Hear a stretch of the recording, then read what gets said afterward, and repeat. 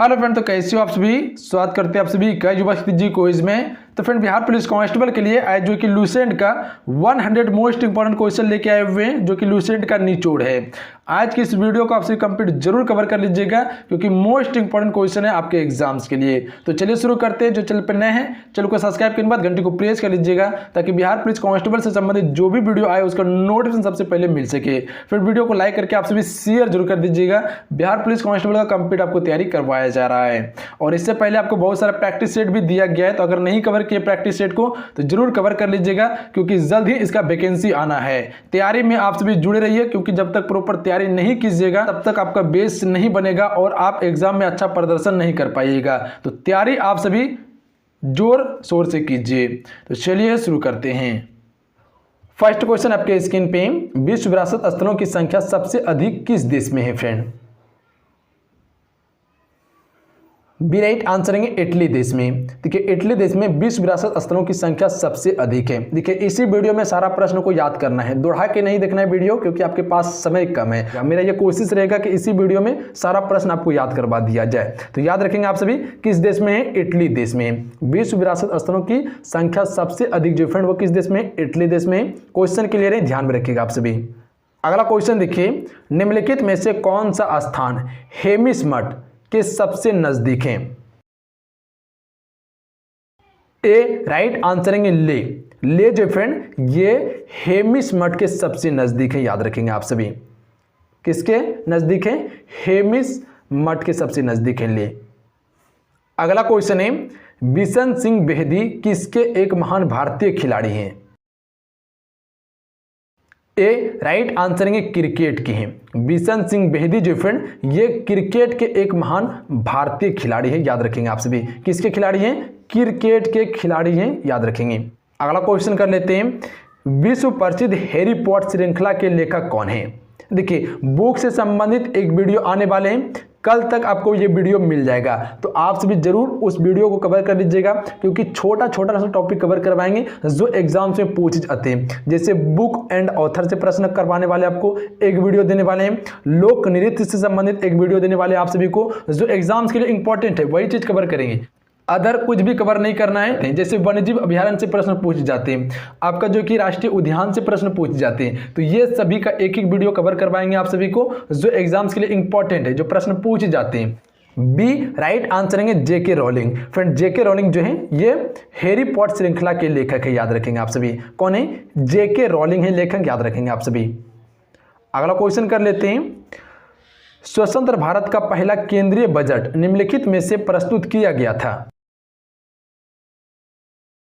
तो यह किया गया था आर के सन्मुख शेट्टी के द्वारा। किसके द्वारा किया गया था फ्रेंड? आर के सन्मुख शेट्टी के द्वारा किया गया था पहला केंद्रीय बजट को प्रस्तुत। अगला क्वेश्चन देख लीजिए, सत्य के साथ मेरे प्रयोग पुस्तक किसने लिखी? सत्य के साथ मेरे प्रयोग पुस्तक किसने लिखी? तो इसके लेखक थे एम के गांधी। कौन थे? एम के गांधी थे फ्रेंड इसके लेखक, याद रखेंगे। अगला प्रश्न है, स्टॉपर शब्दावली निम्नलिखित में से किस खेल से संबंधित है? ए राइट आंसर है फुटबॉल से संबंधित है। स्टॉपर शब्दावली जो फ्रेंड ये फुटबॉल खेल से संबंधित है। किस खेल से? फुटबॉल खेल से संबंधित है। अगला प्रश्न है, डस्क थिया डैश में प्रचलित गाथा गीत का एक रूप। तो ये है उड़ीसा में प्रचलित है। कहां पे? उड़ीसा राज्य में प्रचलित है, याद रखेंगे आप सभी। अगला प्रश्न कर लेते हैं, श्वेत क्रांति के जनक और मिल्क मैन ऑफ इंडिया के नाम से किसे जाना जाता है फ्रेंड? डी राइट आंसर है वर्गीज कुरियन को। फ्रेंड, वर्गीज कुरियन को जो है कि श्वेत क्रांति के जनक प्लस में मिल्क मैन ऑफ इंडिया के नाम से भी जाना जाता है। अगला क्वेश्चन कर लेते हैं, निम्न में से कौन सा एक प्रसिद्ध तबला वादक थे? सी राइट आंसर है फ्रेंड अल्लाह रखा। फ्रेंड, अल्लाह रखा जो है ये एक प्रसिद्ध तबला वादक है। अगला क्वेश्चन कर लेते हैं, मनीषा गुल्लानी निम्नलिखित में से किस नृत्य से संबंधित है? ए राइट आंसर है कथक से संबंधित है मनीषा गुल्लानी। किससे? कथक से संबंधित है, जो कि उत्तर प्रदेश का ये एक शास्त्रीय नृत्य फ्रेंड, याद रखेंगे आप सभी। इसके अलावा कुचिपुड़ी जो है ये आंध्र प्रदेश का शास्त्रीय नृत्य है। कहाँ का? आंध्र प्रदेश का शास्त्रीय नृत्य कुचिपुड़ी, याद रखेंगे। भारतनाट्यम कहाँ का है शास्त्रीय नृत्य? तो ये तमिलनाडु का है। कहाँ का? तमिलनाडु का है। उड़ीसी कहाँ का है? उड़ीसा का है, याद रखिएगा। उड़ीसी उड़ीसा का है। इसके अलावा दो लोक नृत्य याद रखिएगा जो कि बहुत ही फेमस है केरल का। केरल का कौन कौन सा है? एक है कथकली, एक है मोहिनी अट्टम। कथकली, मोहिनी अट्टम, जो कि केरल राज्य का प्रसिद्ध शास्त्रीय नृत्य है। लोक नृत्य नहीं कहेंगे, शास्त्रीय नृत्य, याद रखेंगे आप सभी। अगला क्वेश्चन कर लेते हैं, निम्नलिखित में से कौन फ्रांसीसी क्रांति के आदर्शों से प्रेरित था? तो राइट आंसर ऑप्शन में हो जाएंगे टीपू सुल्तान। टीपू सुल्तान जो फ्रेंड ये फ्रांसीसी क्रांति के आदर्शों से प्रेरित था।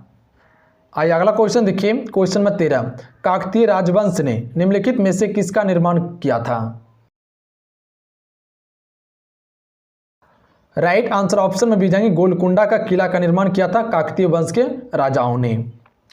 अगला क्वेश्चन है, द्वितीय एंग्लो मैसूर युद्ध के दौरान गवर्नर जनरल कौन था?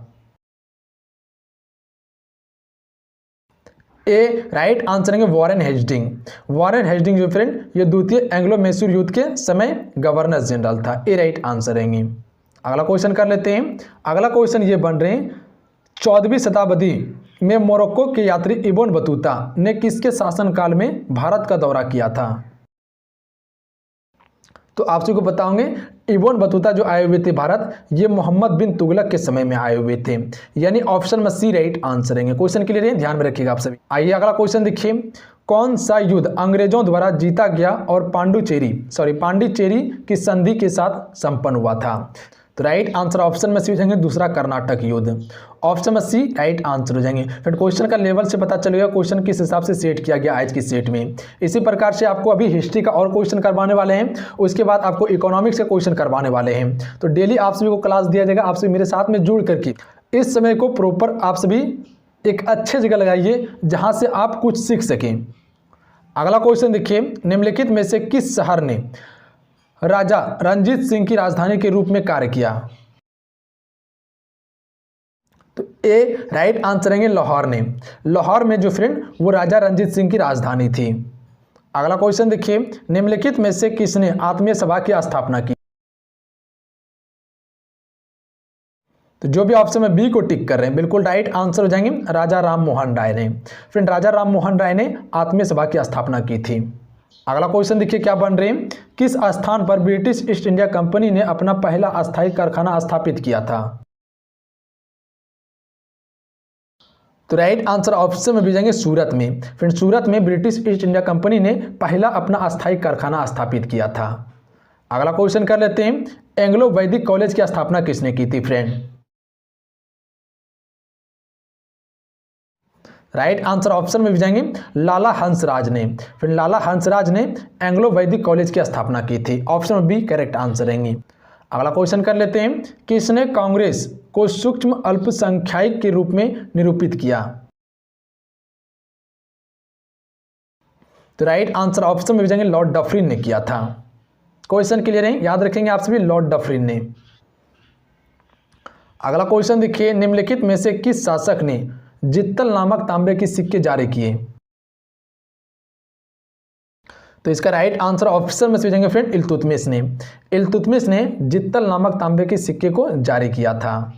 इल्तुतमिश को गुलाम वंश का वास्तविक संस्थापक माना जाता है, जो कि कुतुबुद्दीन ऐबक का गुलाम था। अगला क्वेश्चन है, संविधान सभा का प्रथम अधिवेशन कहां हुआ था? डी राइट आंसर देंगे दिल्ली में हुआ था। संविधान सभा का प्रथम अधिवेशन कहां हुआ था? दिल्ली में। अगला क्वेश्चन है, भारत में उच्च न्यायालय सर्वप्रथम आरंभ हुआ? तो यह हुआ था बंबई, मद्रास और कोलकाता में, यानी ए राइट आंसर आता। अगला क्वेश्चन है, संसद को भंग करने के लिए कौन सक्षम है? ए राइट आंसर देंगे राष्ट्रपति। राष्ट्रपति को यह शक्ति प्रदान की गई है कि वो संसद को भंग कर सकता है, यानी ए राइट आंसर आता। अगला क्वेश्चन है, लोकसभा में राज्यों को किस आधार पर सीटें आवंटित होती है? तो हमसे कह सकते हैं जनसंख्या के आधार पर होती है। अगला क्वेश्चन ये बन रही, सर्वोच्च न्यायालय के जजों का वेतन किससे आरहित होता है? संचित निधि से। सर्वोच्च न्यायालय का जो जज होता है इसे वेतन जो दिया जाता है वह संचित निधि से वेतन दिया जाता है। अगला क्वेश्चन है, उच्चतम न्यायालय के न्यायाधीशों की सेवानिवृत्ति की आयु है? ए राइट आंसर देंगे 65 वर्ष तक। अगला क्वेश्चन है, भारत के उच्चतम न्यायालय को प्रारंभिक अपीलीय और परामर्शदायी क्षेत्राधिकार कहते हैं? यह है ऑप्शन में डी राइट आंसर हो जाता है। अगला क्वेश्चन है, विश्व के इतिहास में पहली बार परमाणु आपदा कब हुई थी? तो फ्रेंड पहली बार जो परमाणु आपदा हुआ था वो हुआ था जापान में, जो कि 6 अगस्त 1945 को पहली बार परमाणु बम गिराया गया था। कहाँ पे? हिरोशिमा पर गिराया गया था। उसके बाद 9 अगस्त 1945 को नागासाकी पर गिराया गया था। अगला प्रश्न है, खांसी निम्नलिखित राज्यों में से किसकी आधिकारिक भाषा है? तो ये है मेघालय का आधिकारिक भाषा, डी राइट आंसर है। अगला क्वेश्चन है, किसने 1921 में पहली बार पूर्ण स्वतंत्रता की मांग को उठाया? 1921 में किसने पहली बार पूर्ण स्वतंत्रता की मांग को उठाया था? 32 के लिए राइट आंसर क्या होगा फ्रेंड? डी राइट आंसर हो जाएंगे मौलाना हजरत मोहनी ने 1921 में पहली बार पूर्ण स्वतंत्रता की मांग को उठाया था। अगला क्वेश्चन है, निम्नलिखित देशों में से कौन सा देश म्यांमार के साथ स्थल सीमा साझा नहीं करता है? सी राइट आंसर हो जाएंगे कंबोडिया। कंबोडिया जो है ये म्यांमार के साथ सीमा साझा नहीं करता है, जबकि बांग्लादेश, भारत और लाओस ये सभी म्यांमार के साथ सीमा साझा करता है। निम्नलिखित में से किस राज्य केंद्र शासित प्रदेश ने डिजिटल शिक्षा को प्रोत्साहित करने के लिए छात्रों के लिए योन टैब योजना की शुरुआत की? तो ये की है लद्दाख ने, बी राइट आंसर हो जाएंगे। लद्दाख क्या है? एक केंद्र शासित प्रदेश है। अगला क्वेश्चन है, अगस्त 1923 के बनारस हिंदू महासभा के अधिवेशन की अध्यक्षता की थी?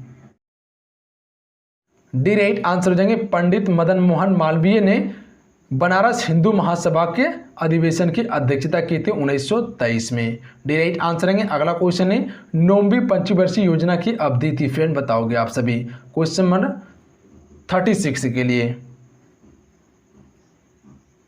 तो इसकी समय अवधि जो थी 1 अप्रैल 1997 से 31 मार्च 2000 तक।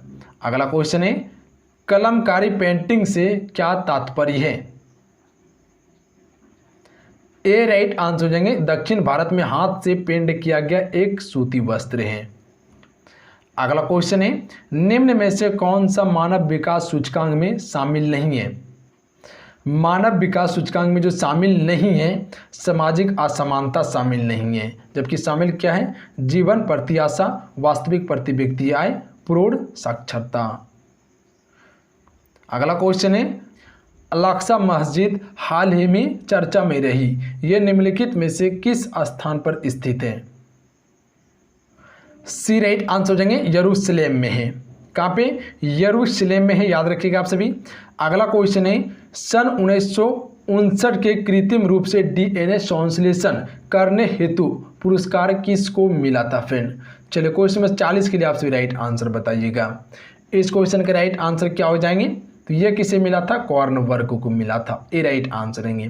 देखिए अगला क्वेश्चन, किस राज्य केंद्र शासित प्रदेश ने ज्ञान कार्यकर्ताओं का समर्थन करके राज्य में नौकरी की संभावनाओं को बढ़ावा देने के लिए नॉलेज इकोनॉमी मिशन शुरू की? तो ये किसने की है? केरल राज्य ने की है, ए राइट आंसर रहेंगे। अगला क्वेश्चन है, पहला टीका किसके प्रतिरक्षा के लिए विकसित किया गया था? तो ये जो किया गया था विकसित, चेचक स्मॉल पॉक्स के लिए किया गया था, क्योंकि चेचक जो बीमारी थी बहुत ही खतरनाक बीमारी थी।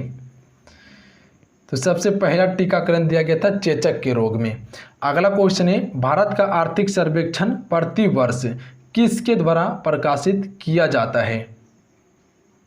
तो ये किया जाता है वित्त मंत्रालय के द्वारा। फिर वित्त मंत्रालय के द्वारा हर एक वर्ष आर्थिक सर्वेक्षण प्रतिवर्ष प्रकाशित किया जाता है। अगला क्वेश्चन है कराधान का उपकरण है। राजकोषीय नीति का है कराधान उपकरण। अगला क्वेश्चन है सार्वजनिक क्षेत्र से तात्पर्य है वाणिज्य एवं व्यापार पर सरकार का नियंत्रण। ए राइट आंसर हो जाएंगे। क्वेश्चन क्लियर है। अगला क्वेश्चन है घाटे की वित्तीय व्यवस्था और अर्थव्यवस्था पर क्या प्रभाव पड़ता है?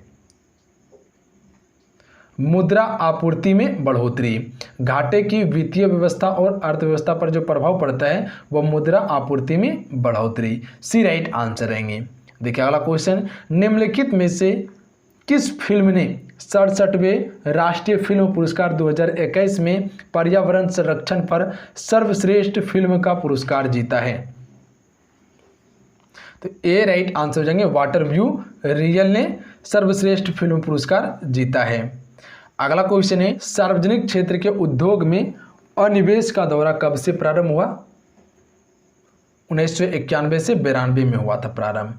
अगला क्वेश्चन देखिए जब कोई बाहरी पदार्थ मानव रुधिर प्रणाली में प्रविष्ट होता है तो प्रतिक्रिया कौन प्रारंभ करता है? तो ये कौन प्रतिक्रिया करता है? WBC करता है, सफेद रक्त कणिकाएं। भारत के भौगोलिक मानचित्र को तैयार कौन करता है? तो ये करता है भारतीय सर्वेक्षण संस्थान। डी राइट आंसर रहेंगे। क्वेश्चन क्लियर है। निम्नलिखित में से कौन सा देश पहले अंतर्राष्ट्रीय हॉकी महासंघ हॉकी 5 विश्व कप 2024 की मेजबानी करेगा? ओमान। ओमान करेगा। बी राइट आंसर रहेंगे।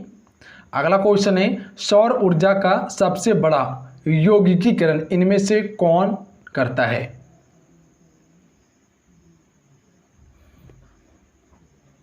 हरे पौधा। हरे पौधा जो फ्रेंड सौर ऊर्जा का सबसे बड़ा यौगिकीकरण करता है। अगला क्वेश्चन है मधुमलाई राष्ट्रीय पार्क कहाँ स्थित है? नीलगिरी जिला तमिलनाडु में है मधुमलाई राष्ट्रीय पार्क। अगला क्वेश्चन है संयुक्त राज्य अमेरिका जुलाई में भारत को dash MS-60 Romeo multi role helicopter सौंपेगा? तो ये 3MH-60 Romeo multi role helicopter सौंपेगा संयुक्त राज्य अमेरिका भारत को जुलाई में। अगला क्वेश्चन है पर्यावरण और विकास पर संयुक्त राष्ट्र सम्मेलन को क्या कहते हैं? अर्थ समिट, पृथ्वी शिखर कहते हैं। अगला प्रश्न है लोकसभा का विरोधी दल के पहले मान्यता प्राप्त नेता थे? चलिए क्वेश्चन नंबर 56 के लिए राइट आंसर कीजिएगा आप सभी। लोकसभा का विरोधी दल के पहले समानता प्राप्त नेता कौन थे? सी राइट आंसर रहेंगे राम सुभग सिंह थे। कौन थे?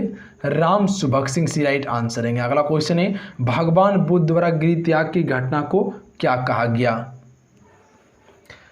ए राइट आंसर हो जाएंगे महाविनिष्क्रमण कहा गया है भगवान बुद्ध द्वारा गृह त्याग की घटना को। बौद्ध धर्म में शरीर त्याग की घटना को कहा गया है महापरिनिर्वाण। और प्रथम उपदेश जो दिया गया था इसे कहा जाता है बौद्ध धर्म में धर्मचक्र परिवर्तन कहा जाता है।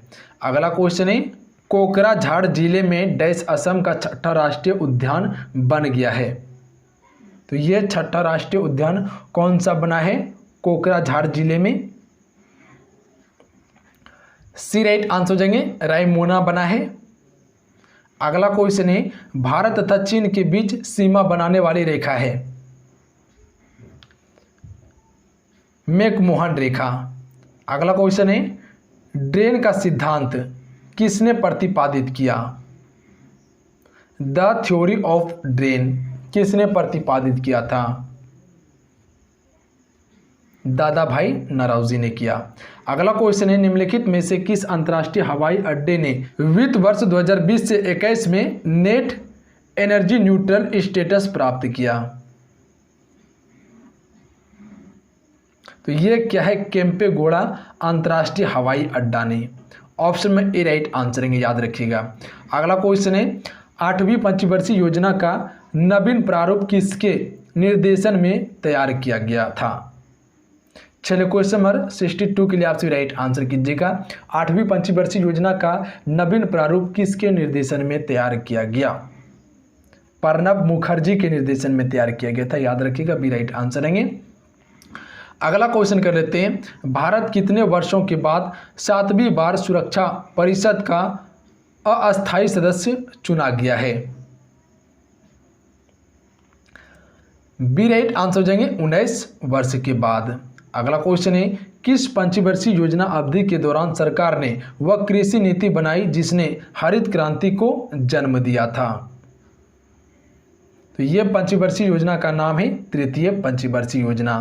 तृतीय पंचवर्षीय योजना में हरित क्रांति की शुरुआत हुई थी।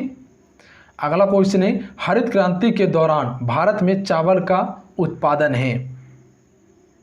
हरित क्रांति का सबसे अधिक प्रभाव जो पड़ा था वह गेहूं पे पड़ा था, तो चावल पूछ रहा है तो सी राइट आंसर हो जाएंगे, अपरिवर्तित रहा था।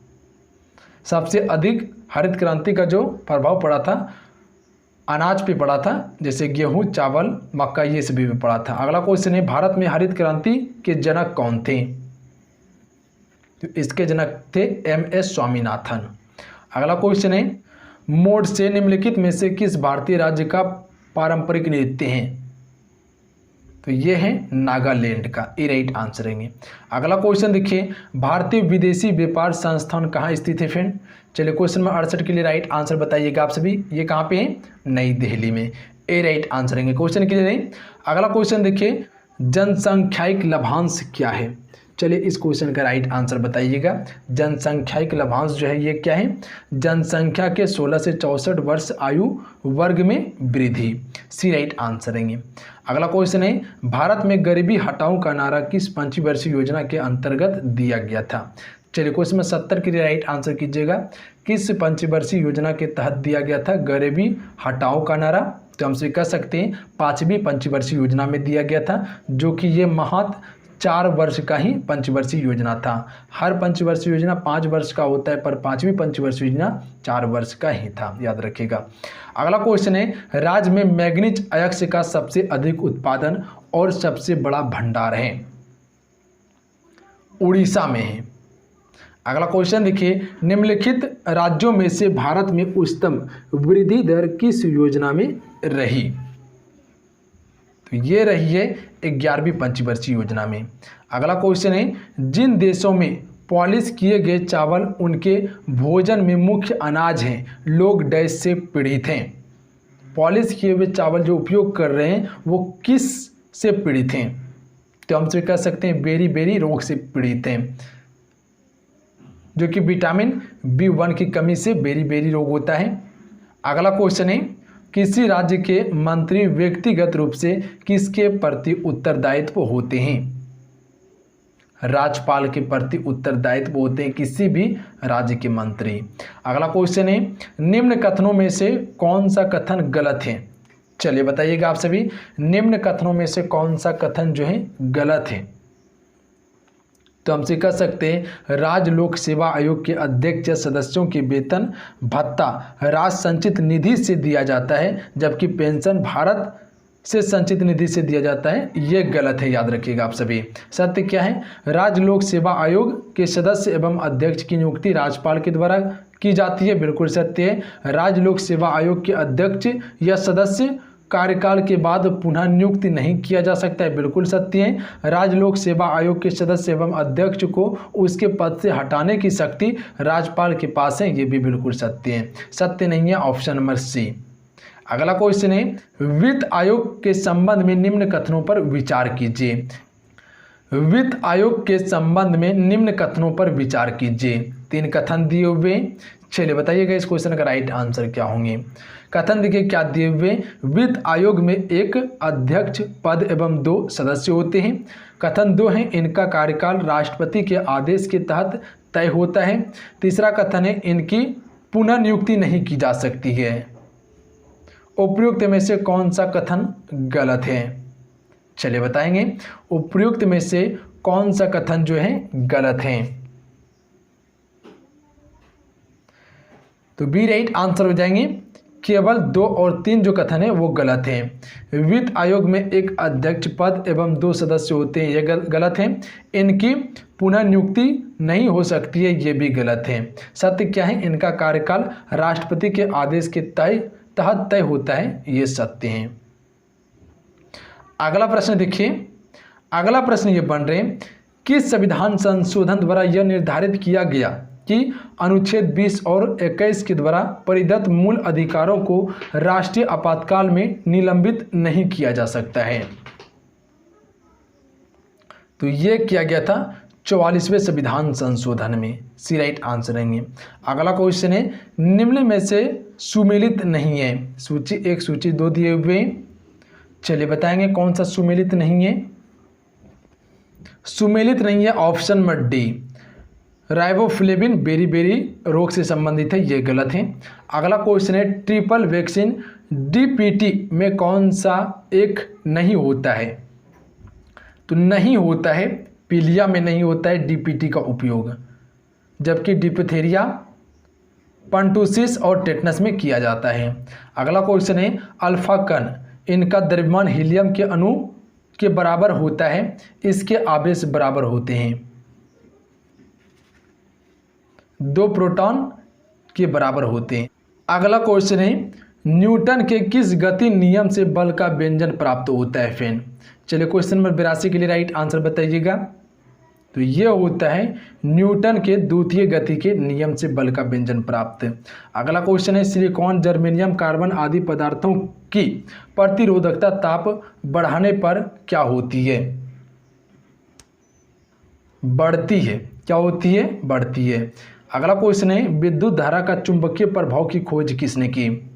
तो इसकी खोज ऑस्ट्रेड ने की थी। अगला है, निम्न में से किस तत्व का सर्वाधिक समस्थानिक होता है? पोलेनियम का सबसे समस्थानिक होता है, डी राइट आंसर रहेंगे। अगला क्वेश्चन है, निम्न में से कौन आरबीआई की मौद्रिक नीति के मात्रात्मक उपकरण हैं? कथन दिए हुए वैधानिक तरलता अनुपात, नगद आरक्षित अनुपात, खुले बाजार की क्रियाएं। तो डी राइट आंसर हो जाएंगे 1 2 3, तीनों कथन जो है वो सत्य हो जाएंगे आरबीआई की मौद्रिक नीति के मात्रात्मक के रूप में। अगला क्वेश्चन है, प्रधानमंत्री किसान संपदा योजना का मुख्य उद्देश्य है? इसका जो मुख्य उद्देश्य है, खाद्य परिसंकरण को बढ़ावा देना। ऑप्शन में सी राइट आंसर रहेंगे। अगला क्वेश्चन है, निम्नलिखित में से कौन सी समिति FRBM अधिनियम से संबंधित है? तो ये है NK सिंह समिति। ऑप्शन में डी राइट आंसर रहेंगे। अगला क्वेश्चन है, निम्नलिखित में से कौन सा स्थान न्यूनतम समर्थन मूल्य MSP के बारे में भारत सरकार को सिफारिश करता है? तो ये करता है कृषि लागत एवं मूल्य आयोग करता है। सी राइट आंसर रहेंगे। अगला क्वेश्चन है, नीली क्रांति का संबंध किससे है? फ्रेंड बताओगे आप सभी? महासागर संरक्षण से संबंधित है नीली क्रांति। अगला क्वेश्चन है, वर्धा योजना गांधी जी के द्वारा शिक्षा सुधार के लिए प्रयास था, इससे संबंधित निम्न में से कौन सा कथन शामिल नहीं है? चलिए बताओगे इस क्वेश्चन का राइट आंसर क्या हो जाएगा? तो डी राइट आंसर हो जाएंगे, कक्षा 4 से ही अंग्रेजी शिक्षा देना चाहिए, ये शामिल नहीं था। जबकि शामिल क्या था? गतिविधियों के माध्यम से शिक्षा देना, शिक्षा का माध्यम मातृभाषा को बनाना, 7 से 14 वर्ष तक निःशुल्क शिक्षा अनिवार्य, ये सभी शामिल था। अगला क्वेश्चन है, स्वदेशी और बहिष्कार आंदोलन का अनुमोदन किस कांग्रेस अधिवेशन में हुआ? ऑप्शन नीचे मिल जाएंगे आपको। चलिए बताइएगा इस क्वेश्चन का राइट आंसर क्या हो जाएगा?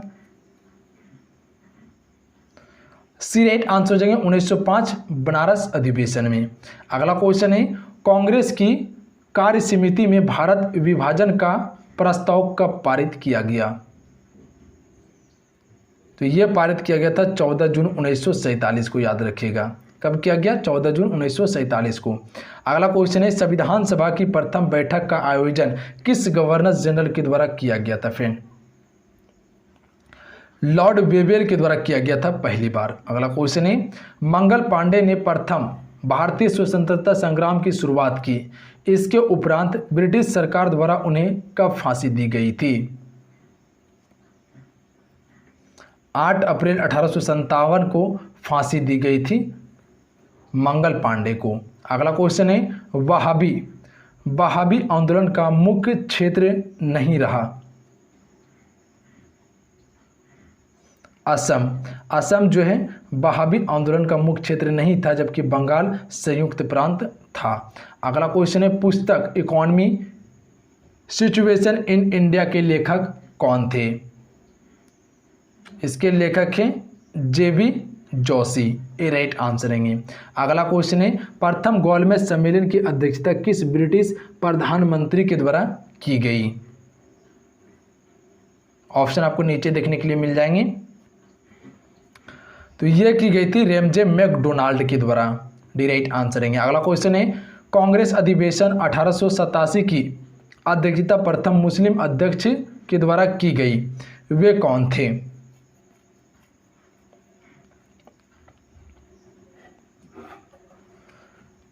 हैदर बदरुद्दीन तैयबजी थे, याद रखिएगा, हैदर बदरुद्दीन तैयबजी थे। अगला क्वेश्चन देखिए, हुंडुर जलप्रपात निर्मित है। आज का यह लास्ट क्वेश्चन है, चलिए बताएंगे इस क्वेश्चन का राइट आंसर क्या होगा। हुंडुर जलप्रपात निर्मित है किस नदी पर? तो यह निर्मित है स्वर्णरेखा नदी पर, जो कि झारखंड राज्य में है, याद रखिएगा आप सभी।